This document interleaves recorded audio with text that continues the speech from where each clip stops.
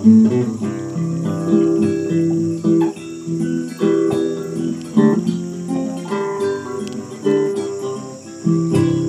in my bucolic life, we have 3 city strife. Horses, chicks, and dogs, they are my neighbors. I cook and some spin, and move the horses into the barn. Then time to move them out again. Red barns, green pastures, beautiful my houses. The view I see each day when I arise. This life pleases me, as it is plain to see. I'm living my bucolic life.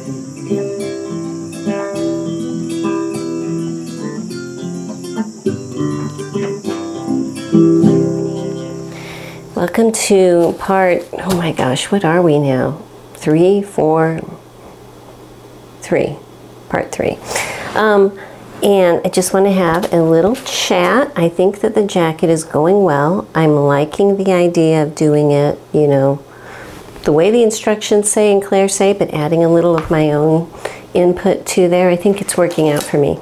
And just because I'm doing things a certain way, if you're not comfortable with that, you don't have to. Find the way that works good for you and go with it. You know, that's definitely a part of this process. So I have put the pieces that we did yesterday, the front and side front and everything, I've just pinned those over onto my dress form. The only thing I did after I turned off the camera is I took the lining pieces in the front, smoothed them over to the edge, and just basted it down just to keep that front nice and smooth. And it's over there for a while because today we're going to work on the back and that little side piece that attaches to the back. And a lot of the process today is going to be a repeat of the process of yesterday, but I think that it's good to go through it. So let's get started. Okay, so this is my back piece, and as you see, the fabric and the lining are both in just big general chunks. They are not cut to the exact size yet because I have to do that process. So I'm going to actually put the lining aside for right now and just work on the main fabric. The first thing I'm going to need to do, of course, is to mark a whole bunch of things, including outlining my pattern piece, especially over here where I've made my adjustments, and marking my stitching lines. There are, oh, what is there? 4 quilting lines on the back here. So that's a lot of quilting that's going to be going down. Because there's so much quilting, I'm actually going to hold off doing markings on the very bottom until after the quilting is done. Let me go ahead and punch these circles out. Now for the bottom, you know, I have changed it so it's a short jacket. So I need to make sure I have at least 2 inches down here to do all of my hem work while I'm hemming this up. And that's what I left on the front, so I'm just going to continue the same thing to the back here. I'm going to draw a line across here, excuse me, so I know where to end these stitching lines.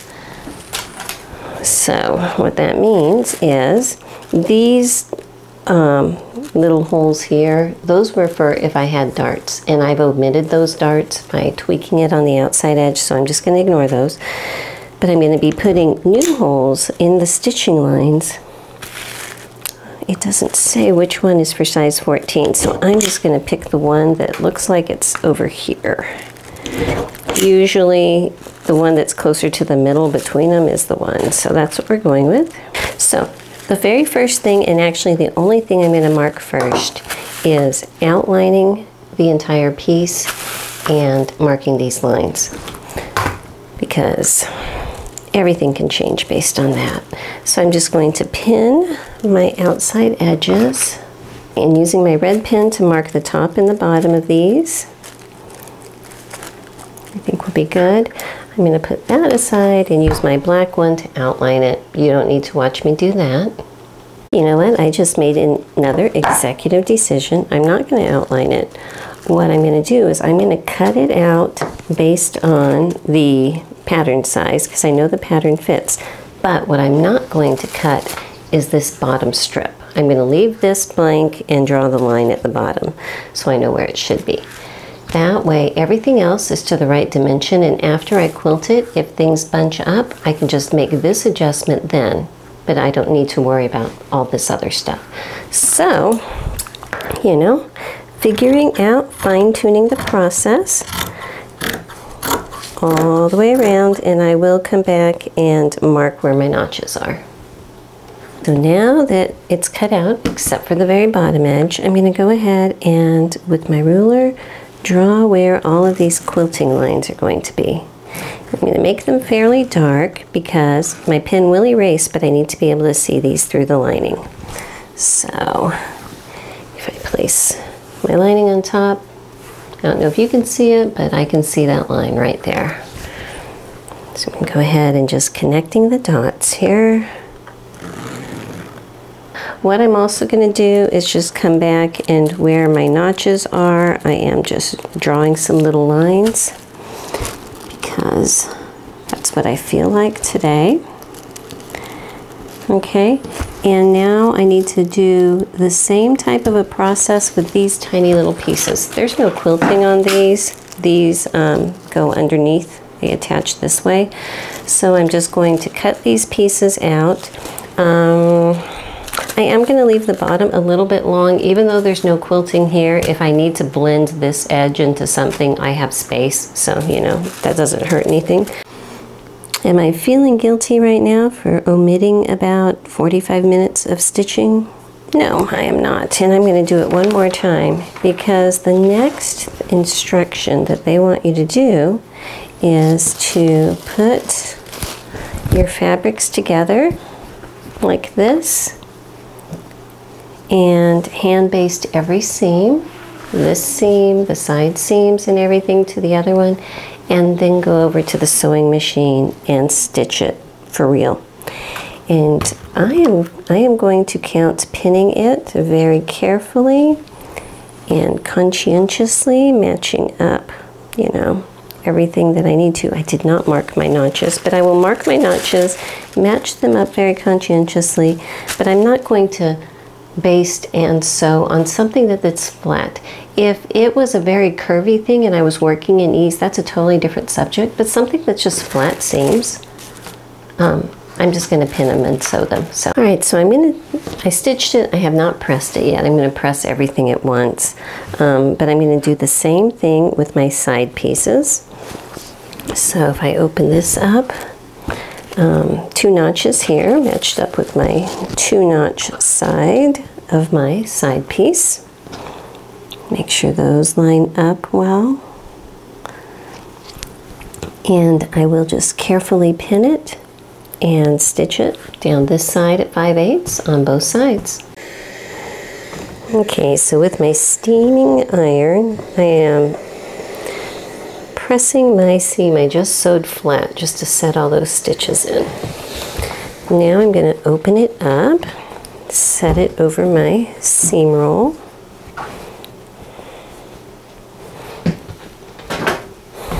grab my clapper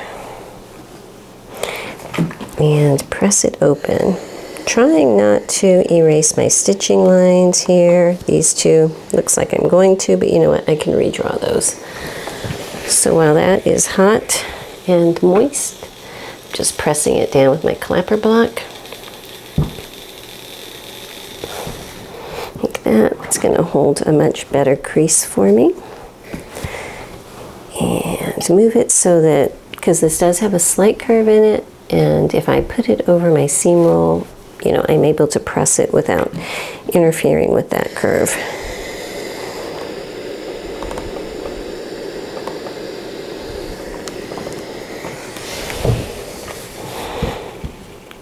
And I'm going to do the same process with these side seams. Press it flat and then press it open and push it down. Okay, so with these seams, you know, I'll press this one more time to try to keep it open, but with these basically done and pressed, what I am going to do is, just like I did on that side front, come back with my 1-inch tricot and press this around the sleeve area just to keep it from wanting to stretch out of shape while I'm working on everything else.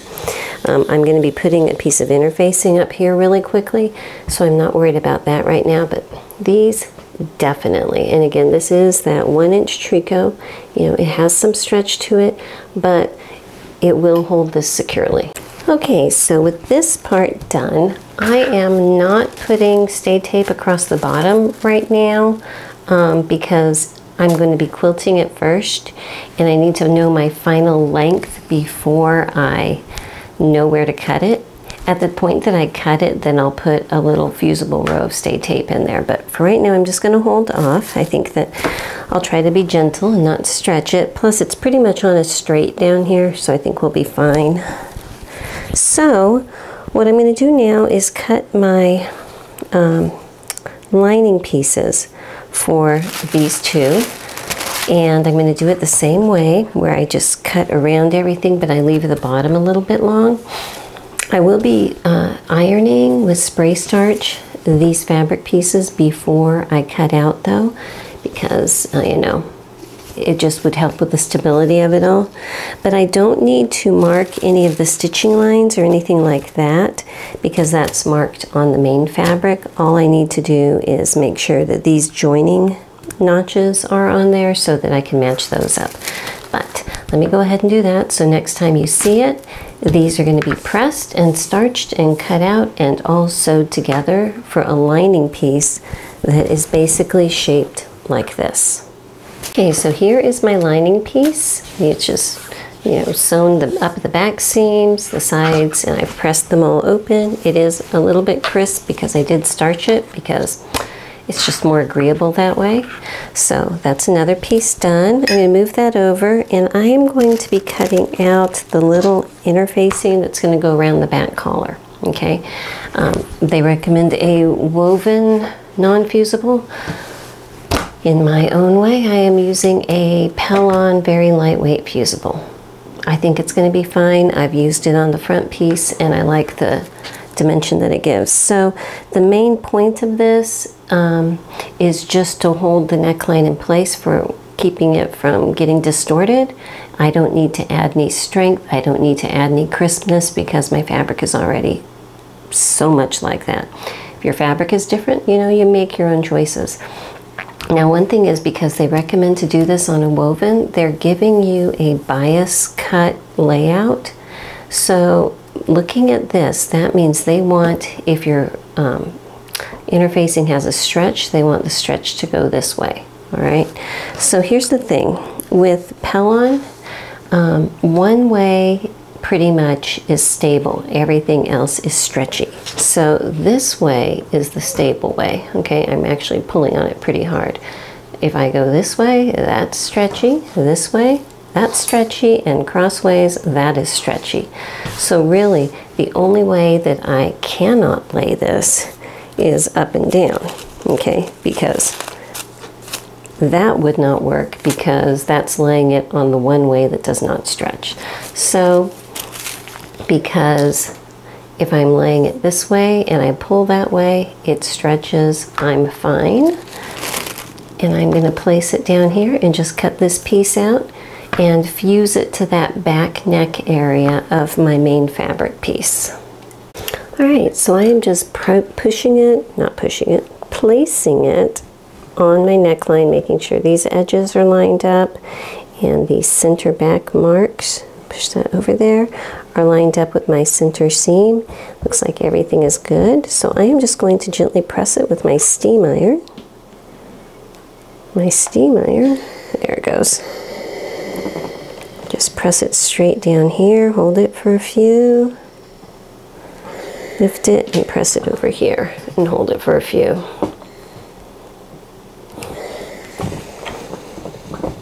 And that looks pretty good, and that actually does a good job of holding those seam allowances nice and flat too, which I like. Okay, let me put away some of my things here that clutter up life. Okay, so now I'm going to match this together. So basically just matching up my center seam first. So line that up there, making sure my lining center seam goes straight down the back.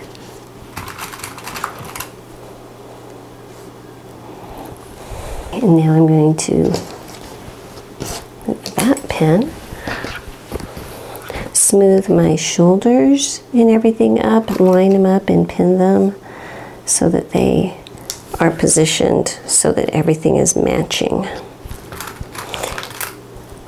It's easier, it seems, to match the back piece than the front pieces, because the front ones, with that side front lining being a different shape, it was giving me issues. But since these are both made off of the same pattern and are shaped the same, it seems to be working a lot better. Now remember, my bottom is kind of an arbitrary placement, so that's not going to line up exactly, and that's because it's actually too long. But I will be cutting that after I have all of my quilting put in. I'm going to just kind of finish this. I'm going to do this side just like this side where I have it pinned all the way around. I'm not worrying about pinning the bottom right now because that's a different story. I'll get this side all pinned up and matched and be right back. Okay, so everything's kind of pinned together here. So getting ready to get things lined up for doing this back quilting. Making sure I can see my quilting stitches through, and I can.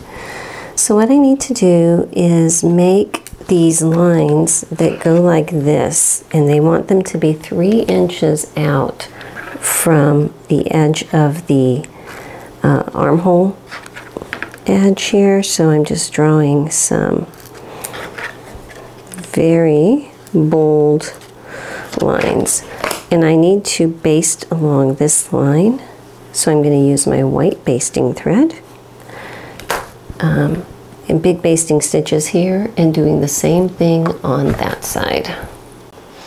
Okay, so I have this basted, and I've actually started, I had enough thread on my needle that I went down the side. So this is what I'm going to be doing. Do you see how those big basting stitches are going about 1/4 inch away straight down the side of my quilting line?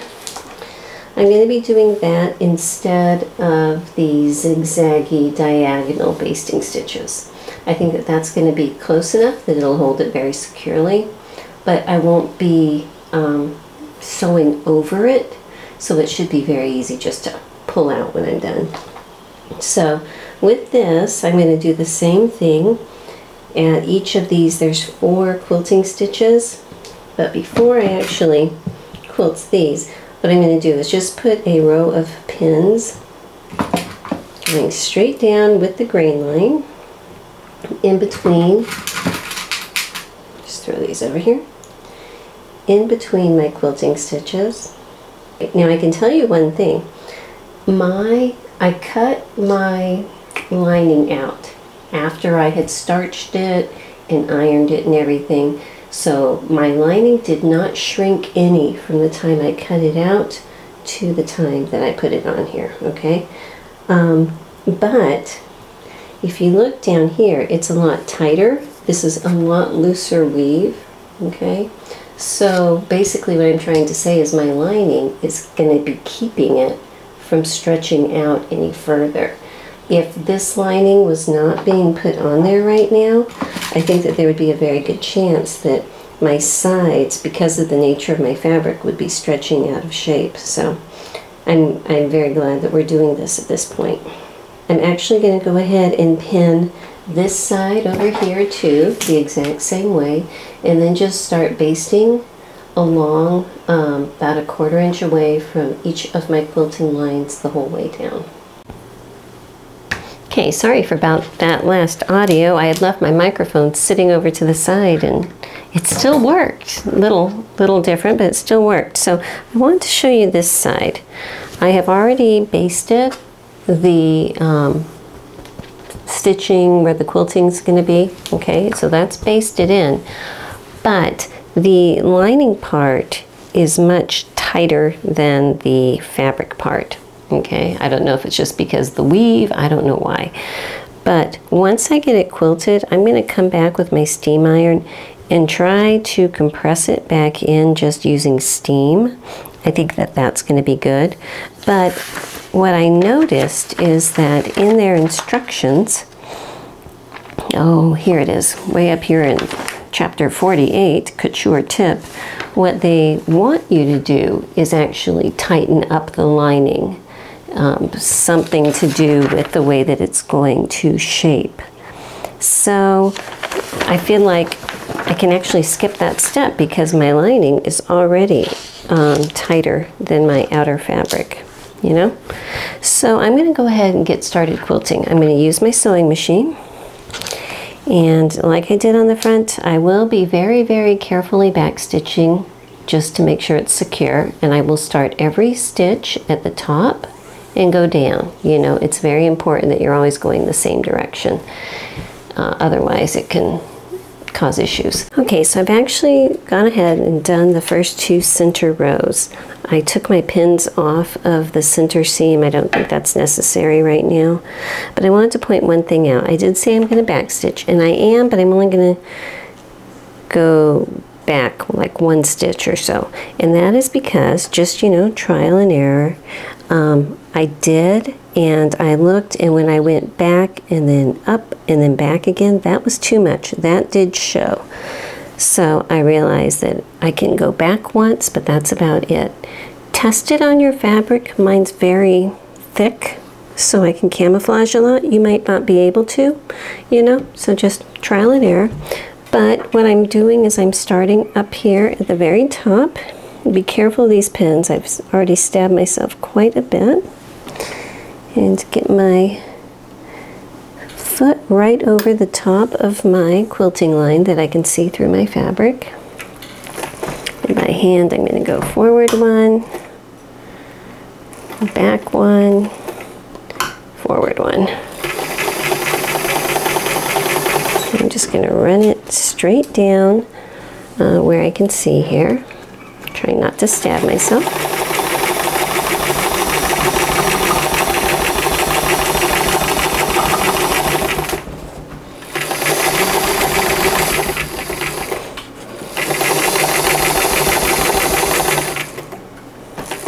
Okay, so getting to the bottom, backing it up 1, and then I'm going to pull it out and leave some really long tails because I will be pulling these tails to the inside layer.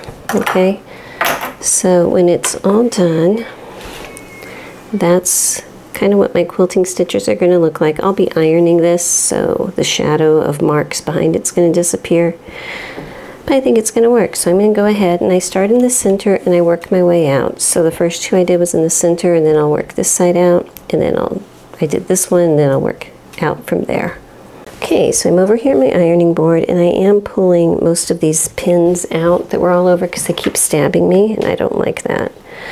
So I'm just gonna, before I do anything, iron my piece to erase all of my marks. Make sure everything looks right. Okay, so that took care of my marks actually really well. I'm going to go ahead and pull out some of these basting stitches. Oops, that one goes down here. You can see that is a whole lot easier than the zigzaggy thing, because so many times it would get stuck and frustrate me. Okay, so now all of my basting stitches are out.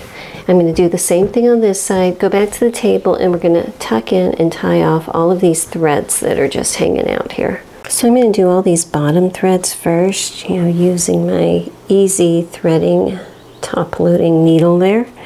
I'm just going to pop it in, stick my needle through at the bottom, and pull it out in this middle layer in here. Okay, and then I'll just move on to the next one and work my way across, and then I'll do the same thing at the top, work my way across, and then I'll do the same thing with the fabric side until I have all of my threads inside the layer in here. So on this one, and this is on the lining, and I'm going to be extremely picky and everything, but you can see where it's a little bit loose right here. If it looks like it's too loose and I don't like it, the first thing I'm going to do is try to just tug on that thread. A lot of times that will just cinch it up. If it doesn't and it's bulky because I did backstitch, it's very easy at this stage just to loosen it up and pull out the extra stitch. So I'll pay attention to the lining side on this side while I'm doing it over here on the fabric side. It's going to be the same thing where I find my nearly invisible thread and just pull it through. All right, so now that I have both the bobbin and needle threads in that center layer between the lining and the regular, I'm just doing a big overhand knot, stick my pointy thing where I want the knot to go and pull it, and then clipping the threads about 1/2 inch away from there. Okay, so with all of these loose ends no longer loose, tied off, I have to deal with this side piece. So what I need to do is actually at the same level that all of these basting stitches, quilting stitches ended, I'm going to put a pin straight through this side seam, okay? And that is going to be right here. So on the inside, I can mark where that is. All right, putting that aside, and I'm overlaying the seam for my lining that's pressed open with the seam for my side that's pressed open. Okay, and again, my bottom is wonky because I have not trimmed it to its final point. I'll do that after I'm done with this step. I'm going to be matching up, opening this side here. I'm matching up these two seam allowances.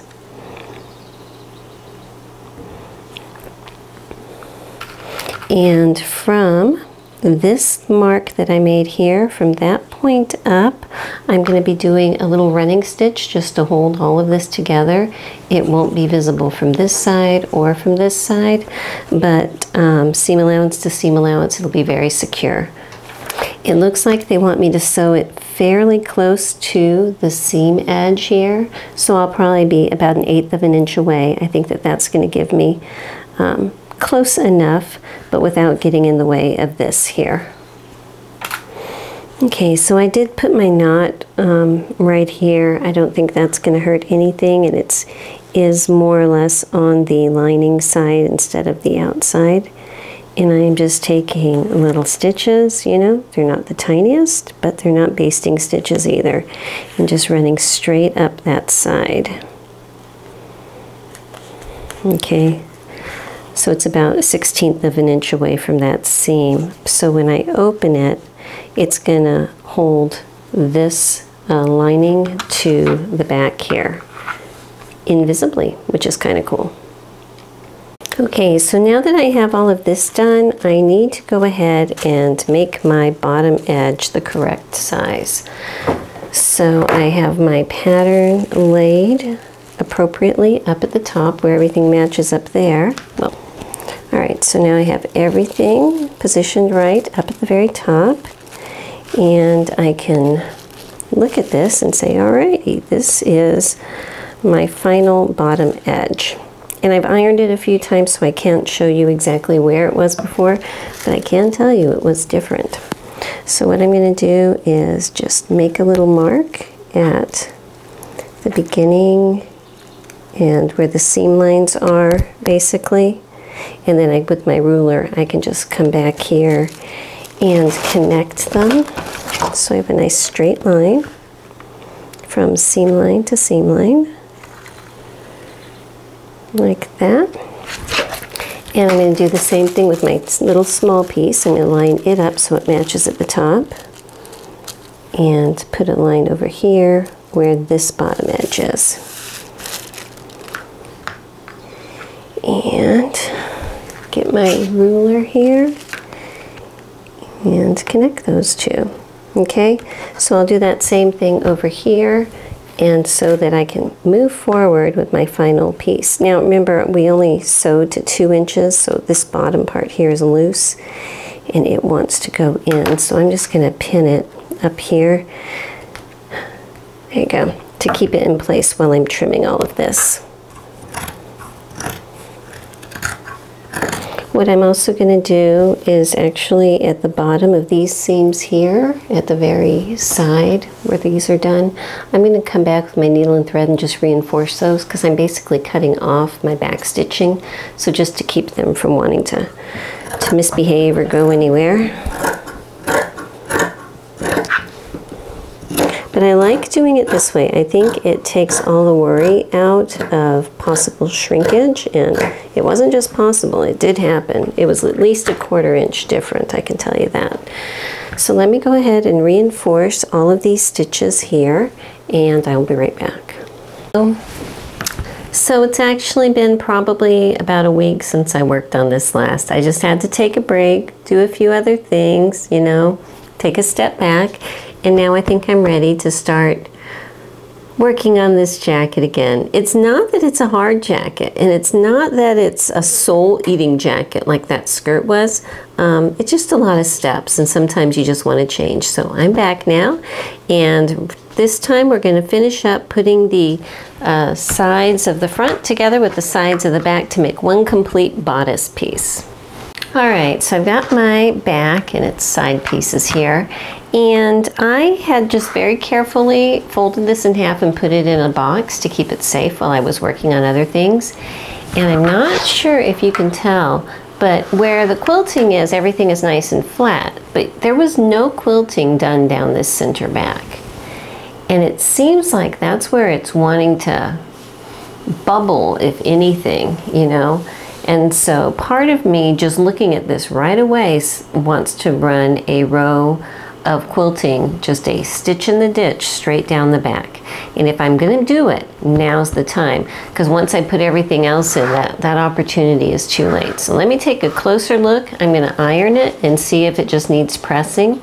If that doesn't do it, I'll be running a row. Okay, so I pressed it, and it's not bad, but it's not perfect. And the thing is, at this stage of the game, I want to try to get as close to perfect as I can, because I know I'll never reach it, but if I try, at least I'll be good. So I am going to do a stitch in the ditch down here. And I'm actually using a stitch in the ditch foot to try to make sure that I guide myself very carefully. Now on the inside, I don't think that my seam line is going to match up exactly with the seam line here. It could be off, but that doesn't bother me as bad as being able to see little bubbles on the outside here. So I'm just going to run straight down this center back seam. Now, actually, I got to the end and I realized I should not have gone down that far. I should only have gone to within 2 inches of the bottom. I should only have gone to within 2 inches of the bottom like everything else, but I can pick that out and reinforce it. And before I walk back to my table, if you want to see, this is what a stitch in the ditch foot looks like.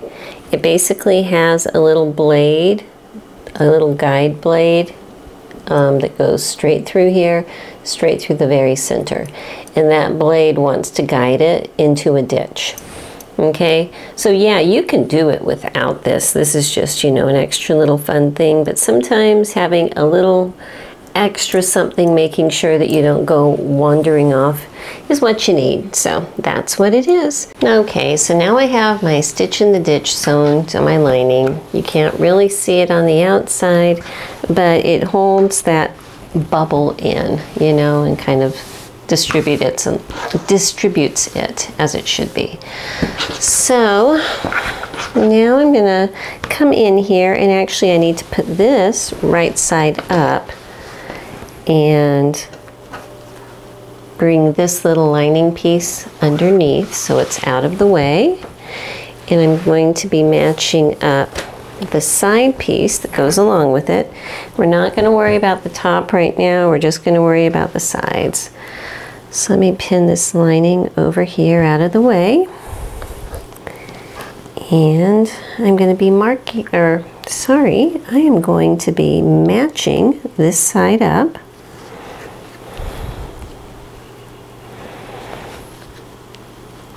Trying to make sure that everything is eased together at this point, because they should be at their finished lengths. There's a lot of thickness right here where all of this easing was done. Remember way back when we were doing this dart easing on the very front? That's what's right here. So what they want me to do is hand baste it and then go and stitch it. And I'm actually going to do that. And that is just because where all of this easing was, it's not quite wanting to lay flat. If these were both just flat as a pancake, put it together. I would not. I would run it right under the machine. But because it seems to want to misbehave a little bit, I just want to double check and make sure that it stays put. So I am going to hand baste this, you know, just inside, probably about 1/2 inch in. And then I'm going to come back on my sewing machine and stitch it at 5/8, and then I'll be pressing it open. Okay, so I've got this sewed and I have it pressed open, used my clapper block and everything. And now I need to close this up. So I am just going to lay my front lining flat over that seam allowance. Put that up here. My back I'm going to put on top of it. And make sure that everything is nice and flat. It's easier for me to do what I need to do with it turned this way. So with the front pulled in, what I'm going to do then is fold the back lining so that it's going to match up to where the center of that seam is. And just stick a few pins down here.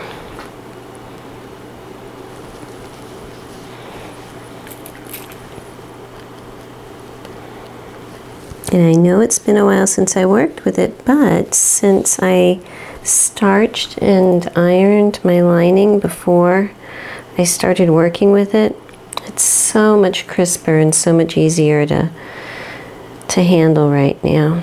Okay, so now I have this pinned, and I've actually done the same thing on this side already. There you go. So I've already done the same thing on this side already. So now I need to come back in with my thread that I have already waxed and my needle and just try to make some invisible felling stitches up this side that won't be seen from this side. Now, just like everything else, I need to make sure that I stop 2 inches from the edge. So right here is where I need to stop. So just to make it easy on myself, that's where I'm going to start, just so that I won't close it up by accident. So tuck the end of my tail in there and just get started. Okay, so now I am placing my flat jacket bodice. The shoulders are not sewn, so I can open it completely flat this way. And this bottom 2 inches that we keep making sure that we have it not attached, I am folding that upright. I need to do that the entire way, so I need to clip this basting I have going on over here. That's to keep it just nice and secure. So I'm going to get this all just kind of pinned up out of the way. And then it says to get your interfacing piece. Now I am in the pattern has a long interfacing piece. Instead of cutting that out, I am using Wiggin, which is basically a woven interfacing. It's a non-fusible woven interfacing that is cut on the bias, which is what we need for this. Okay, so I kind of read ahead of the class here, and I have an idea of what they want, and I'm going to tweak it just a little bit.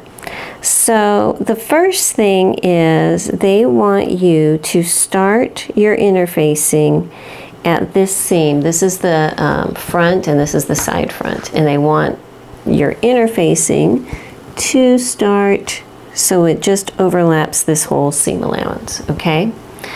What they then want you to do is do some running stitches along the edge here. And if you get to this point and you need to clip it, you know, like say that, so that you can make it nice and flat, they say go ahead and do that. My Wiggin is on a bias, so I probably would be okay, but you know, clipped it anyway.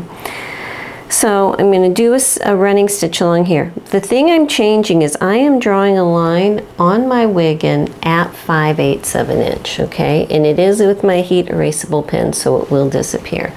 That way I have an exact guideline of where to fold it for the next step. So before I actually attach it on here, I'm going to draw my line, just put my ruler on here so that I have a 5/8 inch distance here, and just draw that for the entire length that I'm going to need. Okay, so I drew it on and I just folded it along that line and kind of with my fingernail folded a little crease in it. So it's ready ahead of time to do what I need it to do. Now I'm going to come back and pin it so that the edge of my wiggin is alongside the edge of the fabric. Okay, it's all pinned, and so now I'm going to come back with the running stitches, and because these running stitches are going to stay here, they're not going to be pulled out, I'm using my thread that matches my fabric, and I'm just going to start over here, and I'm going to work probably about 1/4 inch from the edge the entire length of the whole strip. Make sure you're on the edge side of the line that you drew. Alright, so I have my running stitches here. Here's my line. What I'm going to do now is fold my interfacing towards the bottom. And I'm going to come back, and because I creased it ahead of time, it's going to fold easily at that 5/8 inch place. And they want you to do a blind stitch so that basically, so you're sewing the interfacing on, but the stitches are not visible from the outside, and they want you to go all the way across. So I'm up here on the interfacing, and then I'm just going to come right underneath it and pick up the back side of a thread from my fabric, and then I can come back up here and catch a couple little threads from my wiggin, and trying to keep it as close to the edge as possible. And because we did the running stitches here, it's gonna just hold itself in that position. So, you know, I'm not worrying, oops, I need to get a longer thread. I'm not worrying about it being a super, super tight or super, super close stitch, because really it's gonna be folded up. This is just to keep it secure and to keep this from wanting to pooch out of that hemline while we're working on it. I have realized that not 2 inches from the bottom, but 2.5 is what they wanted you to stop all of your quilting at. I realize that now, after I've done everything to 2 inches. So this is what my dilemma is. At 2 inches, I can lay my wiggin straight up there, okay? And it'll be just fine because it'll fit, but I don't have a whole lot of extra space to mess around. But there's a couple places where like here where I was stitching a pocket, I caught a thread and things like that, that it's going to be difficult. So I'm making an executive decision just to let you know how my thought process is. The places where, like this thread for the pocket, I'm not going to cut that. I don't want to re-sew that pocket on. What I'm going to do is slice my wiggin at this point so I can kind of push it in around it and put one side in and the other side in and just kind of work around it that way. Okay, so the other thing is where there is a seam allowance, where pieces are joined together, what they want you to do is come in and catch stitch the very top to your fabric. Because I am so close to the top edge, I'm not going to be able to reach that, but it's going to be tucked in very securely. So even though I'm not catch stitching around the very top edge of my wiggin, I am going to just come back and just make a few, you know, little diagonal basting type stitches with an extra little back stitch on each one of these seam allowances, just to make sure that it holds itself up there really securely. Okay, so with all this done, what I'm going to do now is fold it at this line, okay, and I need to press it at that line. and tried to get it to have a nice pressed edge. I'll use the steam and my clapper and everything and get this folded as best I can. And then I'll come back and probably with my utility basting thread, baste it closed the entire width. Alright, so I've got it all basted into place. They're fairly large basting stitches that I can pull out when I need to, but it's going to hold it. Now, where I have quite a seam allowance, especially over here under this pocket, because remember that front had all kinds of stuff going on, it feels thick. It feels bulky and thick, but that's what they haven't told me to cut any of the, you know, extra bulk out. I want to come in here and trim out some of this, but it doesn't tell me to, so I'm not going to. All right, but it's fairly thick here, but the only other thing I'm going to be adding to that is lining, so, you know, we can adjust to that. So before I go any further down here or tucking in lining or anything, it's time to do the shoulders.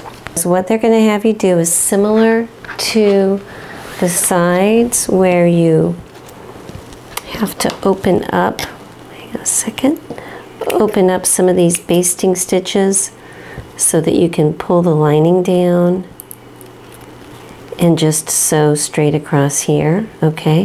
What I need to do is match up my shoulders, and because this is fairly flat up here, I am just going to pin it and then go over and stitch it, and it is stitched at a 5/8 seam allowance straight across, and I'm going to do that for both sides and then press them open. Up here at the very top shoulder, I took those corners off just so that it would be a bit thinner up here. So now what I need to do is close up the lining up here on the top of the shoulder. I'm going to close up the lining on the top of the shoulder. I'm going to lay the front one flat over the seam allowance. And because I'm working at a strange angle, I'm going to go ahead and just put a couple pins in here just to hold that in its normal position.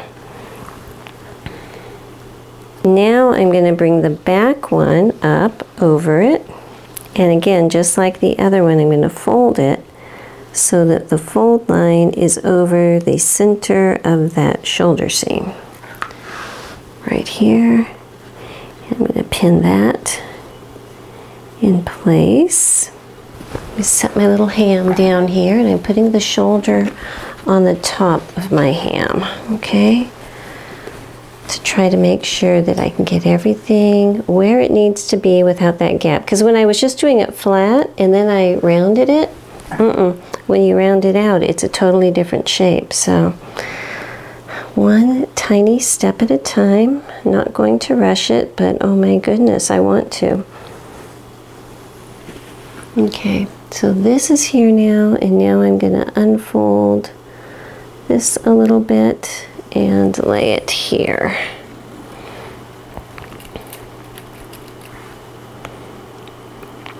All right, I think that that's much better. So definitely doing this on a pressing hem or even on a dress form. I could put this on my dress form and probably get a pretty good idea of how that's going to work. I think that that's much better than working on it flat. So I'm going to go ahead and pin this, pin up the other side, and then come back and secure it down with felling stitches.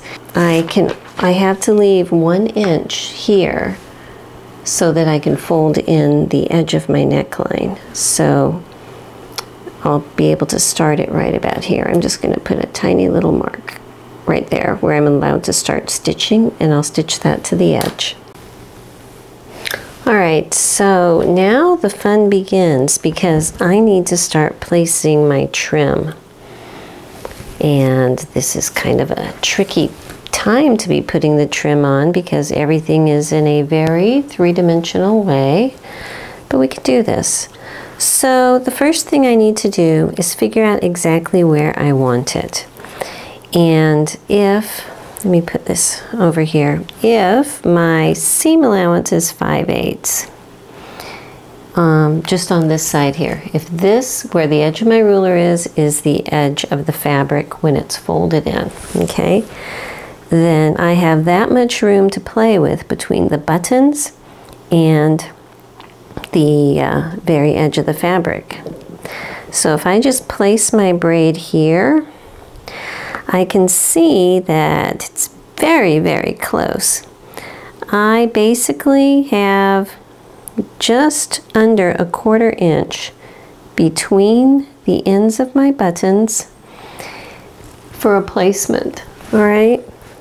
And I think that the best way for me to get a uniform position is to go ahead and mark that. And I am just going to draw a line. I know I'm on the right side, but I'm just going to draw a line straight down here. My pen will disappear. All right, so if I position the edge of my braid here, it's going to work with the edge position, okay? Now what I need to do is figure out how wide that is. And that looks like between 1 1/4 and 1 3/8 inch from the edge, okay? I am going to arbitrarily say 1 1/4 inch from the edge, because what that will do then is place pretend this is the folded edge. That's going to put my braid at the very, very edge. And don't forget, I was still going to be doing something with the fringy part.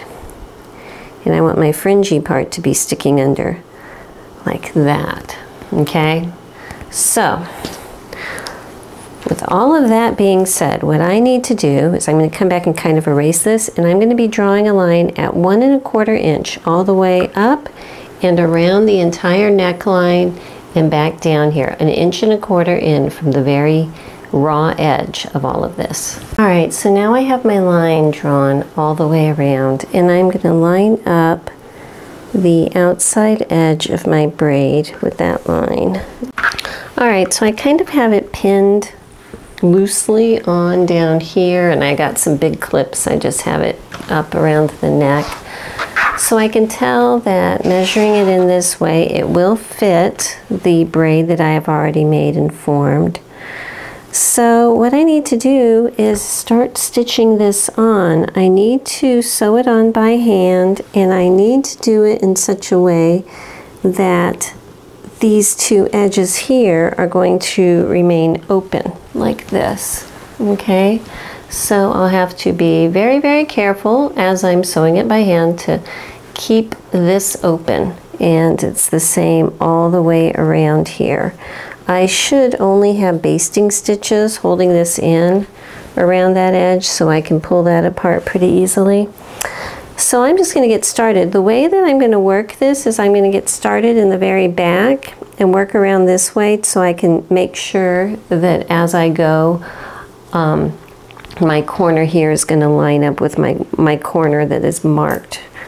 Exactly. So because it's a braid, it is a little bit flexible where I can stretch it slightly and I can compress it slightly. I can make sure I make this fit.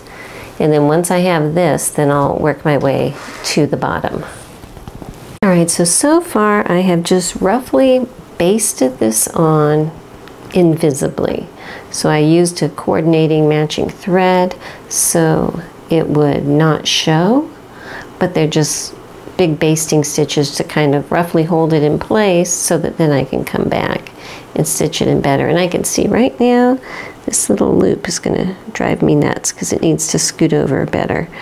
So since it's just basted, I can probably just clip that one little stitch and move it. So that's a good thing. I can tell that it is going to fit all the way around the back.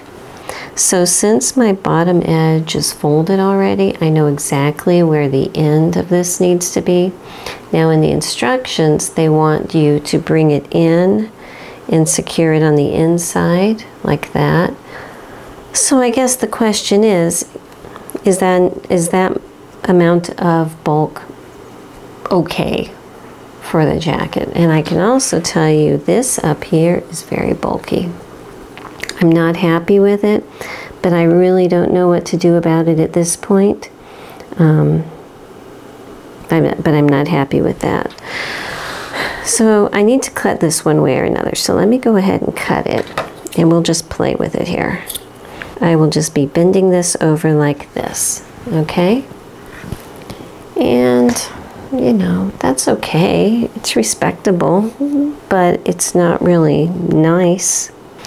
But here's a lesson. Even though bulky trims are lovely, and I think that they do make a great statement piece, I also think that they add so much bulk. Just really consider if it's worth your while or not. So I am going to go ahead and finish basting this straight down here and wrapping it around and tacking it off inside. All right, so this is how I'm dealing with the bottom edge. I am wrapping it around the back, but when I get to the back, I unbraided it and just tried to flatten it out as much as possible and sew down the individual strands. And that did take some of the bulk out, so I'm good with that. And Claire Schaefer says, oh, just stitch it on by machine. Just do a straight stitch down the center of it. So I have that little piece I cut off. I was testing things. So you can kind of see a ridge, maybe not on camera, but I can kind of see a ridge where the straight stitch is. So I went ahead and put in a medium wide zigzag here and a super wide zigzag on the bottom just to see. To me, my opinion, the one that is the most invisible and I think the most stable is the one that is like the medium width zigzag, like the number 3mm zigzag. Plus, by doing it that way, it does incorporate a little bit of stretch or ease to it, because I'm concerned if I just do a straight stitch, it's going to tend to want to buckle up and I might get a little bit of puckering around it. But if I do a zigzag, I can, if it does, you know, want to cinch up a little bit because it's a zigzag, I should be able to ease that back out so it looks good. And I don't think it will, for my tester piece, I don't think it will, but that's just me talking through my insecurities. So once I get this basted on, I will be sewing it on by machine, just being very careful that I don't catch any of the lining pieces inside of that stitching. Good morning, welcome to another day of working on this jacket. And first I wanted to show you that I did sew the trim on with that zigzag, and I think it's going to hold really securely. Now I need to come back and stitch this corner piece by hand because it's just too thick, you know, but other than that it seemed to work very well. But if I ever do this again, and if you ever do, I would suggest, instead of doing the order that they did, reversing it. So basically, instead of sewing this side seam to close it up to work on the hem, I would leave this side seam open and instead close up the shoulder, because that way you can lay the entire thing out flat. You can get that shoulder nice and settled while it's flat on their table and it's easy to work with, instead of all that trouble I was having with the lining, getting the lining to mesh with the fabric and everything. And putting on the trim while it is like that is very, very much easier than when it's like this. And then after that, connect those side pieces underneath the armhole. And even though you would then have to do all of this hem work with it connected, I mean, with it connected at the shoulder, okay, it still can open up flat. And it's still a whole lot easier to do this stuff with the shoulder closed than it is to do the shoulder with the bottom closed, I guess is what I'm saying. So take that for what it's worth. That is definitely the step I would take if I do this again. So let me tip the camera down and show you where I am right now. At this point, I'm kind of wishing that I was doing a Chanel vest instead of jacket, because then I'd be almost done. But, you know, we persevere. So what I need to do now, while my lining is still loose and I have my underside, you know, my ends are all stitched down and everything, I need to basically do what I did here all around this side. So I'm going to need to fold in at that 5/8 mark where this should be well on the inside of, and press it. Once I have it pressed, I'm going to need to come wherever there's a corner and miter the corner, and then I need to baste it just like I basted this to keep it folded while I do the next step. So I'm thinking that the first thing I need to do to make sure I have this all exact is to mark off where that 5/8 inch point is. Well, let me just measure it here.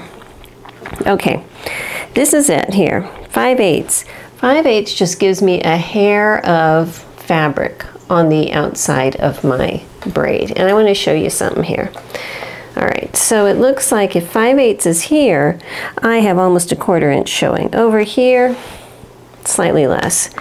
To me, I think it's going to be more important that I have a uniform amount showing here. And it looks like it's on the straight. It's just for some reason, maybe when I was stitching it, it bent the fabric or something. But I'm basically going to be folding it in so it's this much showing on the outside of my braid. And I'm going to put little clips there to hold it while I'm forming this.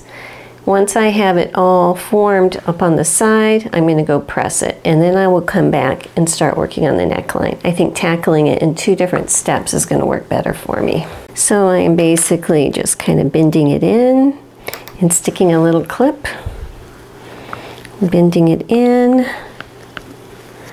trying to keep this whole edge looking somewhat uniform, and putting a little clip. And doing this all the way up to the top.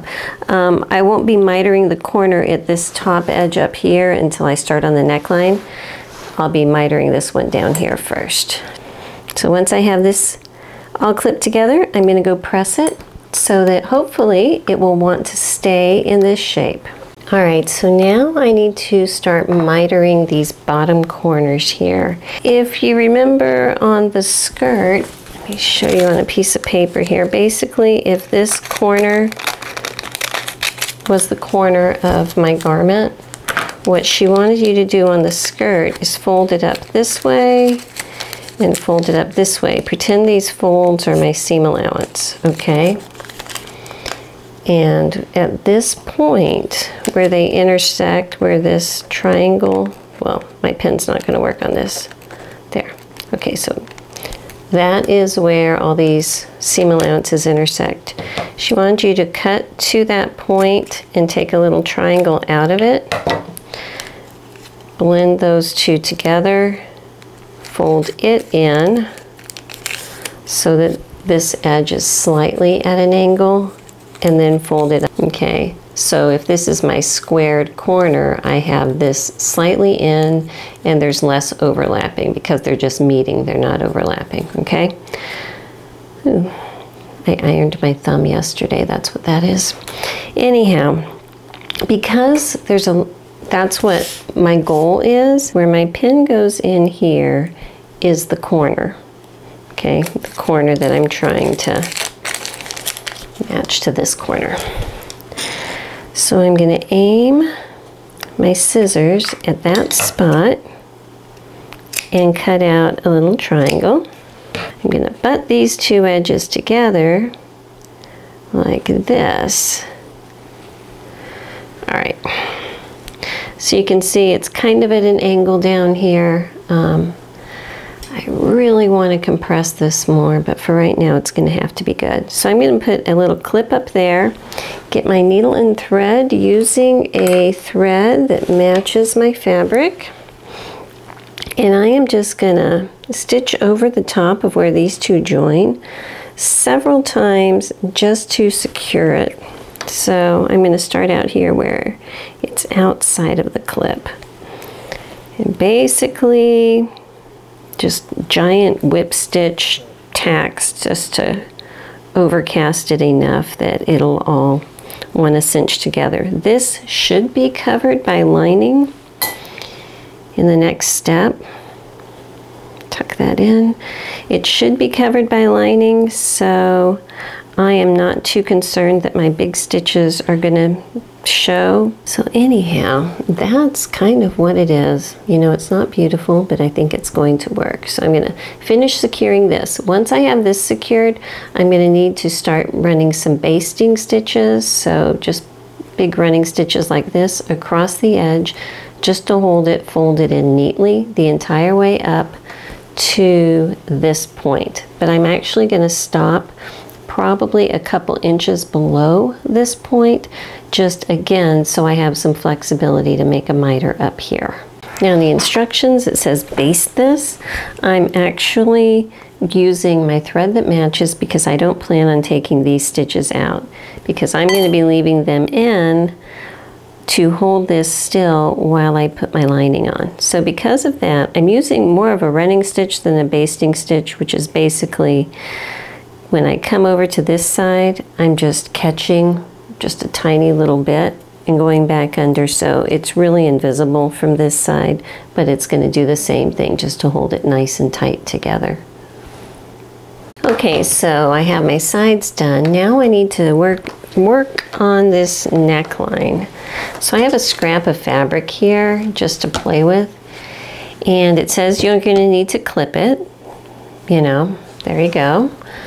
So what I did is I cut a circle that's about like a neck hole, and I played with, if I clipped it to a certain depth, could I make that work, was my question. And so basically I made my clips just over a 1/4 inch, and I'm playing with my fabric to see if I made my clips at a 1/4 inch, could I get the rest of it to mold to the shape so that I have about 5/8 of it folded under. And my answer is yes, I think I can. So that's what I want to do, because I don't want my clips to get too close up here. I don't want them to be exposed outside of the lining, and my lining's going to be about 1/8 of an inch in. So I think that's going to work. So without the lining being clipped at this point, this feels very risky, but what I'm going to start doing is just coming in here and making little clips, like a fat 1/4 of an inch in, you know, maybe every inch. And while I'm folding it, if it looks like I need to do a couple in between there, I will, so that I have a nice circle of a neckline. Now that I have that done, I'm going to start with my center back and trying to keep the same, you know, dimensions as I have over here. I'm going to just fold and clip and fold and clip all the way around towards this corner up here. Okay, so both sides. And once I have them all clipped, then I'll go over to my ironing board and press this end. And when I press it, I use a lot of steam, and I use my clapper on the edge. So like, I know that I don't want to really press my trim that much, but I can wedge my little board right in here and press that down. So that's helpful. Okay, so I am stitching around my neckline, and I'm doing it over my trim. You know, it can't hurt to reinforce that trim because there's going to be, you know, hair and hands and everything rubbing on it. So instead of just basting, I'm kind of stabbing it up and down so I can place those stitches in here. But it's doing the same work of tacking down these little clipped tabs down here. All right, so it's time to actually get started attaching the lining to the edges. And when I flipped it over to look at it closely, I don't like the way that this is bunching here. That is from where I did my little quickie stitch in the ditch in the back, and it's just not a good look. So I'm actually coming in through here, and I'm pulling them out up to this point. It seems like it's okay at that point, and then it gets bad, and it's actually up here that it was getting that bubbly effect in the back. So just pulling that out I think is going to be good. Okay, so with these stitches I have it pulled out to about this point and I have it secured there. And I am just folding the edge of my lining under, and I'm going to start at my center back and work my way out here, and then I'll start at the center back of my neck and work my way out. So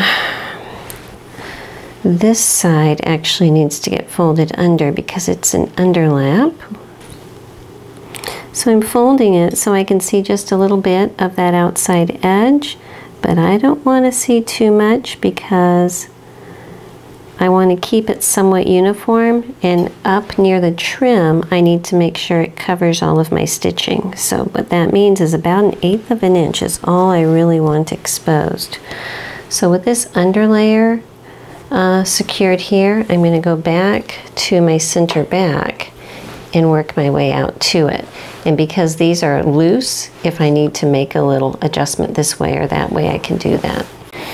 So I am just making little felling stitches all the way across the bottom here, just securing it in. And then once I get done with the bottom, then I'll start working on the top, but just kind of taking my time trying to make sure that it looks, you know, fairly uniform. All right, so I got the whole bottom felled stitched in, and I think that that's nice and smooth. And now it's going to get even more tricky, because in addition to this braid, remember I was going to be putting the selvage fringe around along the edge like that. Before I can actually sew the lining on, what I'm going to need to do is, I believe, from the opposite side, I'm going to kind of place it this way and then turn it over so I'm looking at the other side. So kind of like this, and then I'll turn it over so I'm looking at this side, and I'll have to attach it with little running stitches down here somewhat near the bottom of this stuff so that it'll hold it from moving in and out, but it won't be visible. And then once this is secured, then I can come back and put the lining on this side. So the only question that I have right now is, do I come up and bring it around the neckline like this or not? And I am leaning towards not, just because I kind of like the clean look of this, you know? So, but because I have this on the skirt, I really, really want to tie it in. So what I'm thinking right now is I'm going to do it along the front edge of both pieces and also around the cuffs of both pieces. So at this point, I just kind of have it pinned in place. So I'm going to come back over here, and with a needle and thread that matches my fabric, because I will be leaving these stitches in, I'll just stitch across down towards the bottom to hold it. Okay, I'll try to make sure that the edges actually match up over here. But if I just bend it under, I think that I'll be a lot safer from any possible unravelings. Okay, so now I have my little trim just put on down here with some running stitches that are invisible. And so now I can work on the lining. So I'm just going to smooth it out. And I think the tricky part is going to be to make sure that my lining is folded in enough that I am behind this part, but not so much that I'm below this part. So it's going to be a pretty fine line here. And then once I have it pinned all the way up, once I have it pinned all the way up to this point, I'm probably just going to leave this loose up here while I do both of the sides like this, and then the final part will be working around the neckline. I was fell stitching it down here and I broke the tip off of another needle. So this is now a 4-needle process, but somewhere in here is a tiny tip of a needle and I cannot find it. Oh wait, no, that's not it. I cannot find it, so I'm afraid it's just going to be floating around somewhere inside this jacket. Hopefully it won't work itself out. Okay, so We're getting there. We're getting there. The last part of this section is to do around the neckline. And I think the easiest thing for me is going to be to leave it inside out and just make my tiny clips, kind of like I did on the fabric, the main fabric, before I flipped it under. And just one little step at a time, bringing it in and pinning it at the edge. Just kind of like that, and just slowly working my way around. I'm going to actually do like the first couple inches this way, and then stop and do the center back, and then try to work the sides. That's my goal. And the reason is because I have this opening at the shoulders, so if there's any wonkiness with one side wanting to do something against the other side, I can make it up here. I can either bring it closer together or spread it out. So it's kind of like working at it from all directions at once. But the concept is just to make my little larger than 1/4 inch clips, and while making sure that I have everything nice and smooth, I am still pinning it, so about 1/8 of an inch of my main fabric is showing. All right, so I got it pinned all the way around, and I was right. I did need to make some adjustments at the corners, or at the neck shoulder opening. That's what I'm looking for, the shoulder opening. I had to open it up just a little bit and adjust some things so that everything would lay nice and flat. So that was a good call. So now I am just going to once again thread my latest needle with my matching thread that I have already waxed and put on my massive spool here. And once I get this all fell stitched down, I think we might call it a day for this part of the project. All right, so what I'm doing right now is I just kind of put it up on my dress form, which is not exactly the same size as my daughter, but it is close enough so that I can just hit it with my steam, pat her down, trying to make sure that nothing is totally out of sorts. Make sure that any little marks I made with my heat erasable pen are gone, so I don't need to worry about those. This is a little pad. It's kind of like a hot pad for in the kitchen, but it's made for irons. Honestly, a kitchen hot pad would probably work just as well. But I can just put it inside here and push up against it, against the iron, and try to get all that easing to get nice and flat and not worry about burning my hand, which is nice. So I can get all that and just settle her in. And I think that's about it. The only thing I still need to do on this whole thing is I need to open up the lining and finish out where these buttonholes are. I'll wait on that later. I'm just not in the mood right now. And so once she's resting here comfortably, we're going to start working on sleeves. Sleeves is a whole new monster, but you know what? It is a pain. There's a lot of steps to this. But I think it actually looks pretty sweet. And when it's all said and done, I think it's going to be lovely. It's just a lot of steps, so pace yourself.